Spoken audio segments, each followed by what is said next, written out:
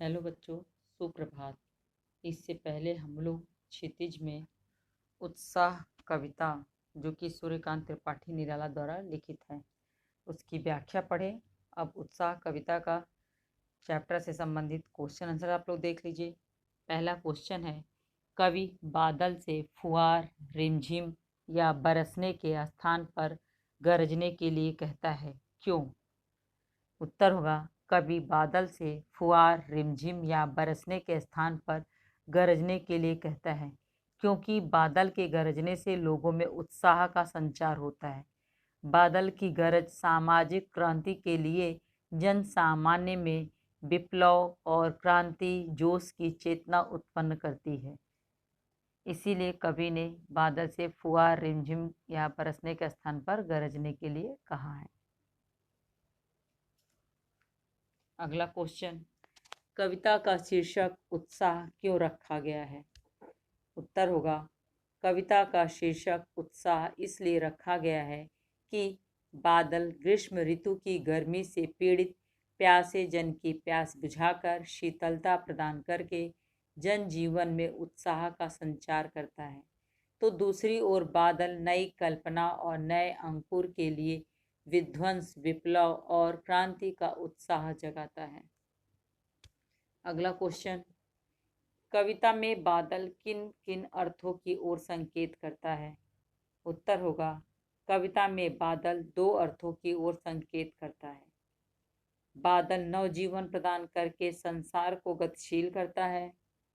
एक अर्थ में बादल समाज के शोषित पीड़ित जनों से क्रांति की चेतना को संभव करता है, तो दूसरे अर्थ में वह गर्मी से व्याकुल उन्मन मानव व तपती धरती को मूसलाधार बरस कर सुख, शांति और शीतलता देता है।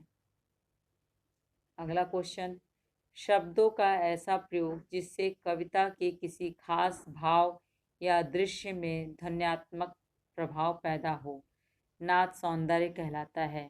उत्साह कविता में ऐसे कौन से शब्द हैं जिनमें नाद सौंदर्य मौजूद है? छाट कर लिखिए। उत्तर देख लीजिए। पहली पंक्ति अपाया, घेर घेर घोर गगन धाराधर ओ, ललित ललित काले घुंघराले। अगला उदाहरण है, विकल विकल उन्मन थे उन्मन विश्व के निधाग के सकल जन। यह आपका उत्साह कविता से संबंधित क्वेश्चन आंसर था। अब हम लोग अट नहीं रही कविता पढ़ेंगे और उसकी व्याख्या देखेंगे। तो सबसे पहले अट नहीं रही कविता की पंक्तियां हैं। अट नहीं रही है आभा फागुन की, तन सट नहीं रही है, कहीं सांस लेते हो घर घर भर देते हो, उड़ने को नभ में तुम पर कर देते हो, आँख हटाता हूँ तो हट नहीं रही है। अट नहीं रही है कविता सूर्यकांत त्रिपाठी निराला द्वारा रचित है। प्रसंग क्या है? इसमें फागुन के सौंदर्य का वर्णन किया गया है कि फागुन के महीने में जो प्रकृति की सुंदरता है वो समा नहीं रही है। तो उसकी हम व्याख्या देखते हैं। सबसे पहले आपकी है पंक्ति, अट नहीं रही है आभा फागुन की, तन सट नहीं रही है। कवि फागुन मास की मादकता का वर्णन करते हुए कहता है कि अट नहीं रही। अट मतलब समाना, आभा मतलब सौंदर्य, फागुन मतलब फागुन के महीने, तन मतलब शरीर।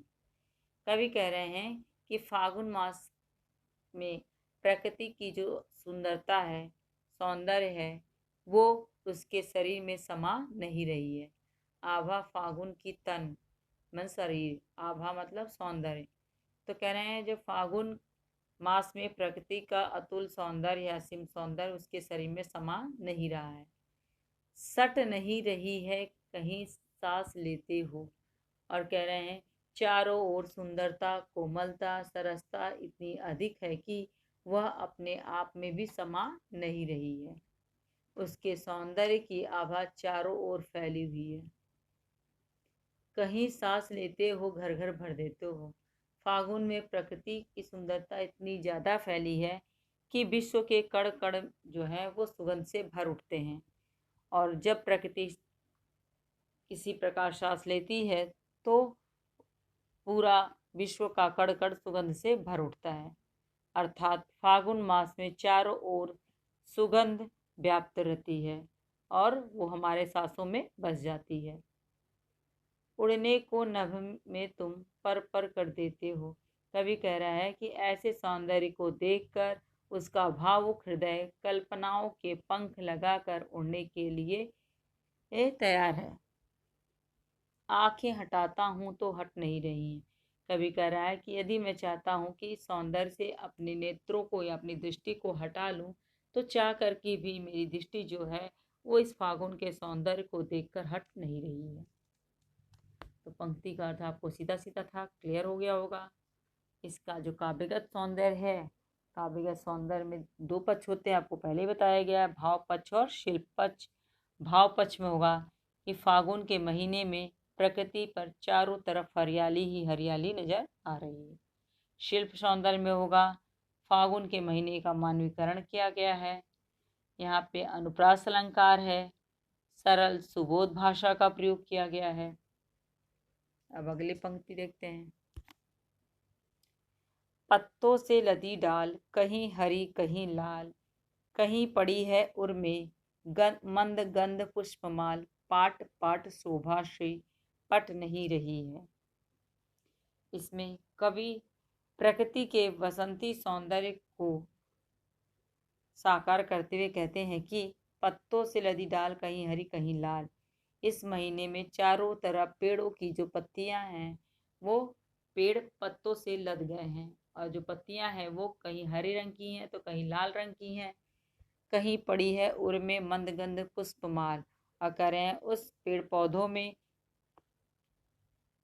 फूलों मंदगंध पुष्पाल, कह रहे उन पेड़ों में फूलों का भी सौंदर्य देखने को मिल रहा है। उसमें भी तरह तरह के फूल खिले हुए प्रतीत हो रहे हैं, मानो प्रकृति के हृदय पर धीमी धीमी सुगंध से युक्त सुंदर फूलों की माला शोभायमान हो रही है। मंद गंध पुष्पमाल, मानो सुंदर गंध युक्त फूलों की माला शोभायमान हो रही है।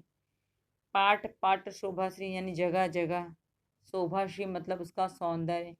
कह रहे हैं कि बसंत ऋतु में चारों ओर सुगंधित फूल अत्यंत सुंदर लगते हैं। फूलों की मधुर मादक सुगंध और उनकी सुंदरता सभी जगह व्याप्त है। पाट पाट जगह जगह या सभी जगह। यह सौंदर्य इतना अधिक है कि किसी भी सीमा में नहीं समा रहा है, पट नहीं रही है, यानी किसी भी जगह वो समा नहीं रही है। बसंत में प्राकृतिक सौंदर्य असीम और अवर्णनीय है। कहने का तात्पर्य है कि फागुन के महीने में चारों तरफ प्रकृति में सौंदर्य ही सौंदर्य छाया हुआ है, और वो सौंदर्य इस प्रकृति में धरती पर समा नहीं रही है। ये आपका था अट नहीं रही कविता। अब पाठ से संबंधित कुछ क्वेश्चन आंसर आप लोग देख लीजिए। पहला क्वेश्चन आपका है, छायावाद की एक खास विशेषता है अंतर्मन के भावों को बाहर की दुनिया से सामंजस्य बिठाना। कविता की किन पंक्तियों को पढ़कर यह धारणा पुष्ट होती है, लिखिए। उत्तर है अट नहीं रही कविता की निम्नलिखित पंक्तियों को पढ़कर यह धारणा पुष्ट होती है।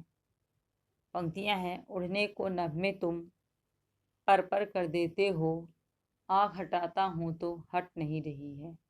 ये आपका पहला क्वेश्चन का आंसर। दूसरा है, कवि की आँख फागुन की सुंदरता से क्यों नहीं हट रही है। उत्तर होगा, फागुन की सुंदरता का आकर्षण इतना प्रबल है कि कवि की आँख प्रयास करने पर भी उससे हट नहीं रही है। फागुन का प्राकृतिक सौंदर्य इतना आकर्षक है कि कवि की आंखें उसके मन को इस सौंदर्य से इस प्रकार बांध देती हैं कि वह उससे विमुख नहीं हो पाता। अगला क्वेश्चन, प्रस्तुत कविता में कवि ने प्रकृति की व्यापकता का वर्णन किन रूपों में किया है। उत्तर देख लीजिए। कवि ने प्रकृति की सर्वव्यापकता का वर्णन अनेक रूपों में किया है। प्राकृतिक सौंदर्य की कोमलता सरलता इतनी अधिक है कि वह अपने आप में समा नहीं रही है। प्रकृति के इस सौंदर्य को देखकर भावुक हृदय कल्पनाओं के पंख लगाकर उड़ने लगते हैं। पेड़ पौधों की डालियां नई नई हरी लाल कोपलें तथा पत्तों से लदी हुई हैं। चारों ओर विभिन्न रंग वाले सुगंध से भरपूर फूल खिले हुए हैं।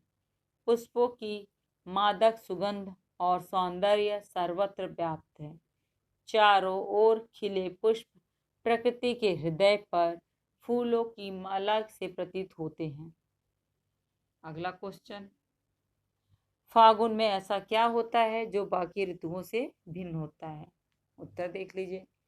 फागुन मास में प्रकृति के साथ साथ मानव में भी एक प्रकार की मादकता और मस्ती छा जाती है। इस समय मौसम अत्यधिक सुहावना होता है, प्रकृति सौंदर्य से भर जाती है, पेड़ पौधों में नई कोपलें फूटने लगती हैं, वे हरे लाल पत्तों से लद जाते हैं, चारों ओर रंग बिरंगे सुगंधित फूल खिले होते हैं। फागुन में शीतल मंद सुगंधित हवा चलती है, जिससे संपूर्ण वातावरण में मस्ती और मादकता व्याप्त हो जाती है। अन्य ऋतुओं में जैसे गर्मी में भयंकर गर्मी से संपूर्ण प्राणी जगत व्याकुल रहता है, गर्म लू चलती है, संध्या के समय वायु बंद हो जाती है, धरती तपती है, प्रकृति भी बेजान शुष्क और नीरस हो जाती है। सर्दी में जनजीवन भयंकर सर्दी से बचने के लिए घर के कोनों में दुबके रहते हैं। वर्षा ऋतु में हर ओर कीचड़ ही कीचड़ होती है। कहीं अतिवृष्टि से तो कहीं अल्पवृष्टि से लोग परेशान रहते हैं। इस प्रकार फागुन में ही प्रकृति का सौंदर्य अपने चरम पर होता है, अन्य ऋतुओं में नहीं। लास्ट क्वेश्चन है, इन कविताओं के आधार पर निराला के काव्य शिल्प की विशेषताएं लिखिए। उत्तर देख लीजिए। हट नहीं रही कविता निराला जी द्वारा रचित प्रकृति चित्रण से संबंधित कविता है। इसमें कवि ने फागुन की मादकता तथा सुंदरता का चित्रण विभिन्न संदर्भों में किया है। कविता की भाषा तत्सम शब्दों से युक्त खड़ी बोली है। तत्सम शब्दों में तन, नभ, उर, मंद, गंध, पुष्प, माल, शोभाश्री जैसे शब्द प्रयुक्त हुए हैं। शब्द प्रयोग में कवि ने बड़ी कुशलता का परिचय दिया है। अल्प शब्दों में अधिक और गूढ़ का संकेत करना कवि की विशेषता है। कविता की भाषा सरल और भावानुकूल है। अट नहीं रही है आभा फागुन की तन सट नहीं रही है। कविता में छोटे छोटे पदों और वाक्यांशों को अपनाया गया है।